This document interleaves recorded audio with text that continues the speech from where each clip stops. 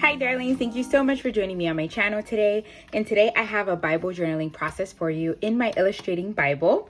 And I am journaling day 5 in the Night Season by the Well for God devotional kit that's for the month of March. And this is called Glory in the Graveyard, and it is actually sitting in John 11. And I'm going to be journaling my thoughts of the glory in the graveyard, the hope that comes from the graveyard and suffering. And yeah, so I am going to be, I've already pulled loads of goodies that I know I want to use. I'll be using a little bit of mixed media. So I have my mat out, and let's dig in. So the first thing I'm going to do is flip over my Bible so just one page is actually on my mixed media mat. I love that the Illustrating Bible gives me the opportunity to do so because it's on a spiral, and it just makes it flexible, and I will be able to stamp on just one page. So I'm going to be using this Distress Oxide by Tim Holtz and the Distress Spray, and I am just putting this color Pumice Stone on some extra packaging that I had.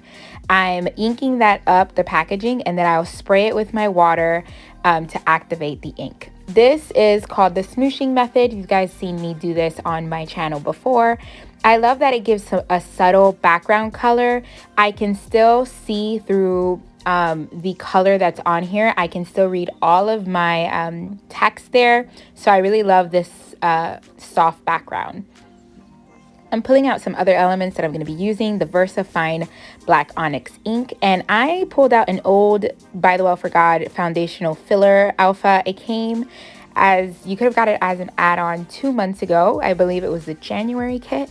And I'm going to be using this stone pattern to create kind of a grave look. So in back then, the graves were basically made out of stone, or the tombs were, in a stone. So I kind of wanted to create a grave, but instead of creating a tomb, I wanted to create a grave with an open door, just kind of signifying a door of hope that we get through Jesus Christ. So I'm inking up my stamp with that black onyx, and I'm going to layer it 3 times to create a wall of stone. I don't mind that the impressions are not perfect. That's not what I'm looking for.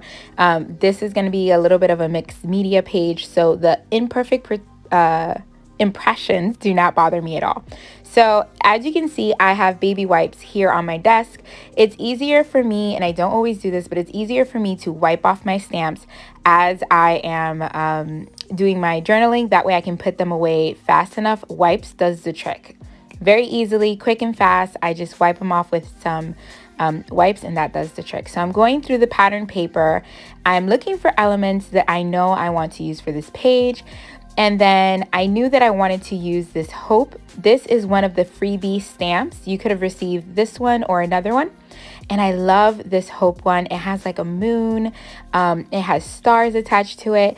And I know that I want to use it, but I also want the moon to pop out from the background. So what I'm going to do is I'm going to find the pattern paper that has moons on it, and I'm going to stamp this over the moon that I know I want to use.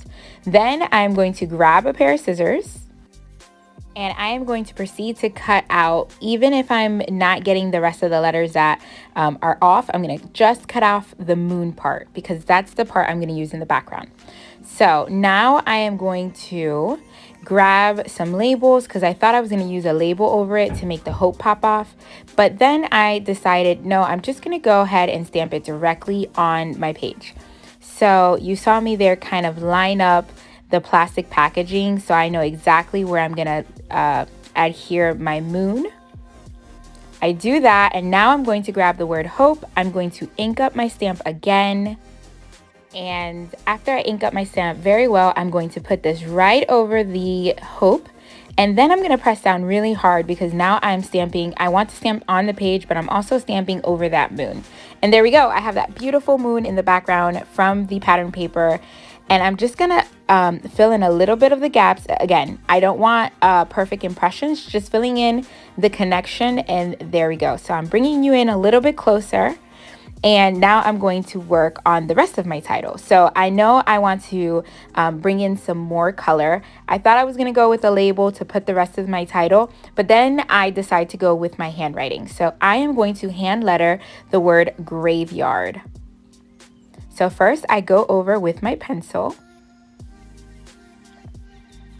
And now I'm going to grab my pen and I'm going to go ahead and write the word graveyard. I'll go over what I have and then I'll just erase my pencil marks.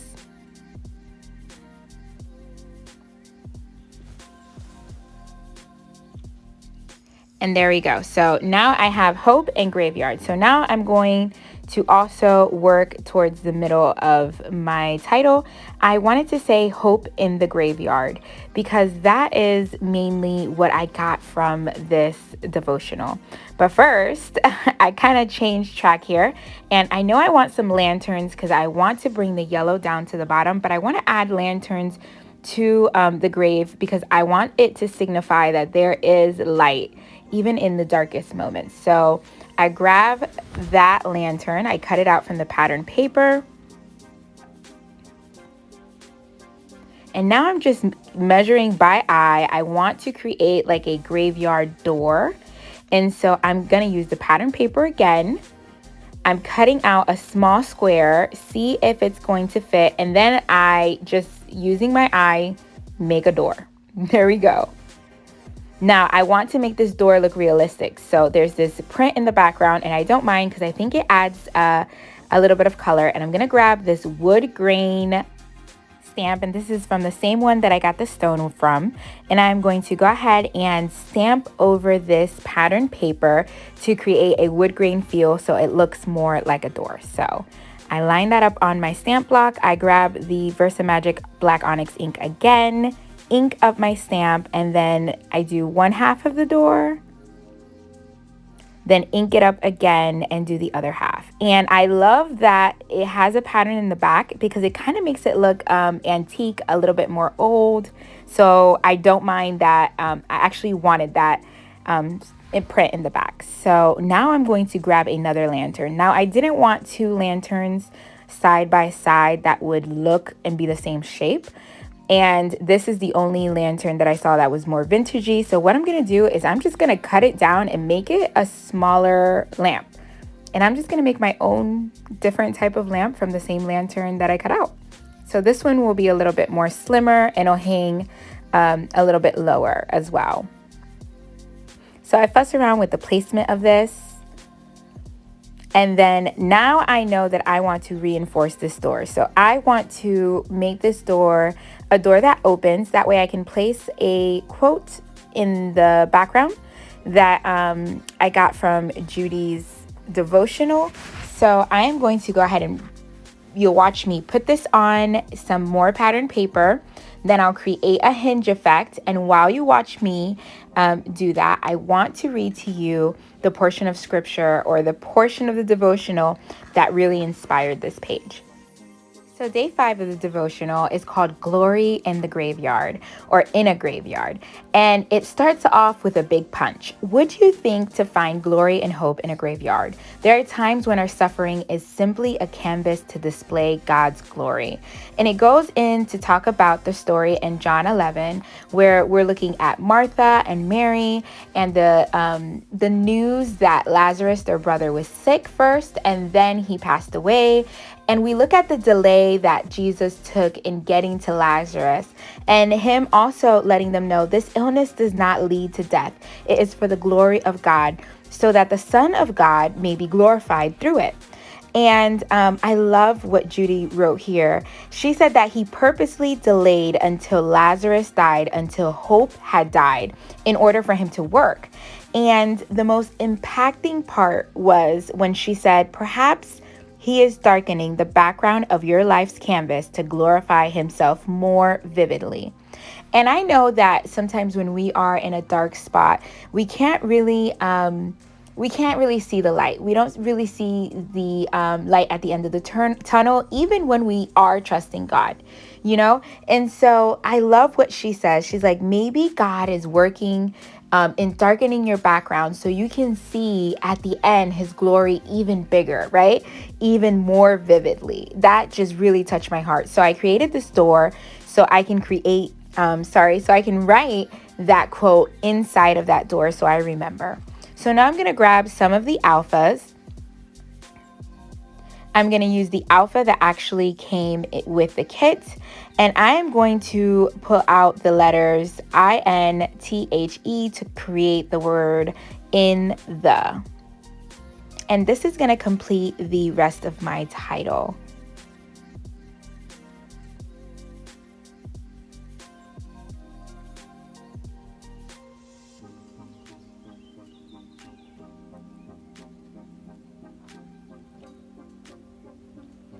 And so I saw that it was kind of blending into the back of the page. So I'm going to grab my pen and I am going to outline these words. Now there is a outliner alpha that actually outlines alphas perfectly. These alphas from ByTheWell4God. And I didn't have it with me on my desk and I didn't want to rummage through my craft room to find it.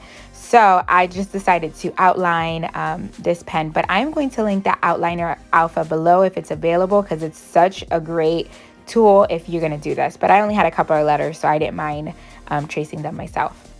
So on screen, you just saw me pull the Pumice Stone Distress Oxide ink and the stencil that came with the kit if you're one of the first 300 purchasers for ByTheWell4God. And I am basically taking a brush. I added some water to that ink and I am adding some dimension to the back to create like a night sky. This gray is just blending in with the background and creating those clouds in the night sky to make a background behind the moon.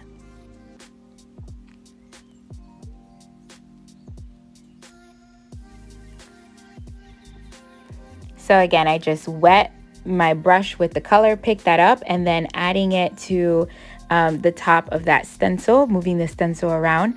And now I added some Victorian velvet. The words in and the have this galaxy look. And so I wanted to add in some of that pinkish in the back in the clouds to tie in those colors so they didn't look so off. And this helps kind of bring it all together so the galaxy alphas that I use don't look out of place. Just a little bit of pink, and it's a toned down rose pink, so it's not like super bright.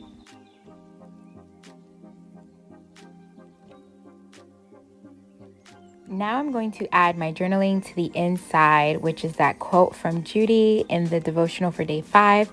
And this door is actually hinged together with some washi tape. And because it's such a small door, that's really all it took for it to hinge together. So that was super easy to do as well.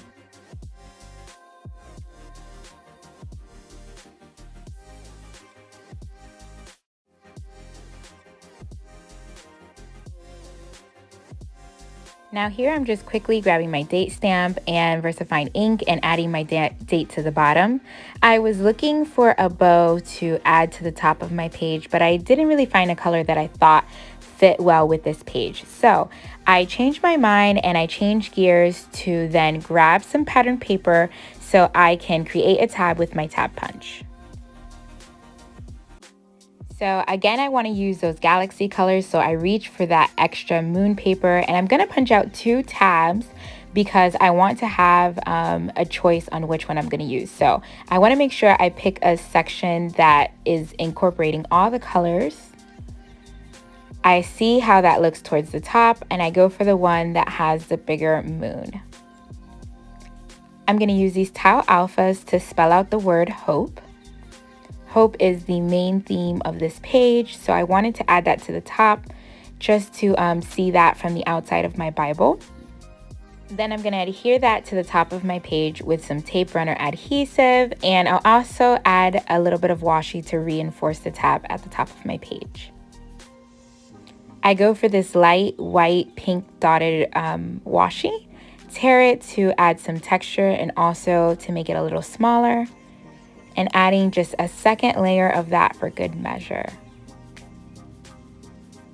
Now, I saw that the stars kind of didn't pop out very much, so I grabbed the watercolor dot card, and it has this beautiful yellow color that's throughout the page, and I add that just to outline the stars, well, fill in the stars, add some splatter to my page, and outline the moon. Now, lastly, I am going to find the portion of scripture that has to do specifically with the tomb where Lazarus is, and that is it. That is it, darlings. I love how it turned out.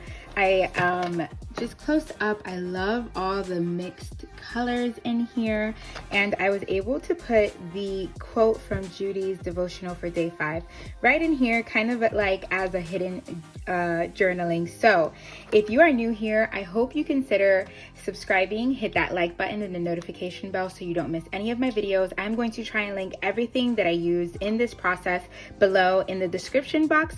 And thank you so much for joining me each and every video, darlings. God bless. Bye.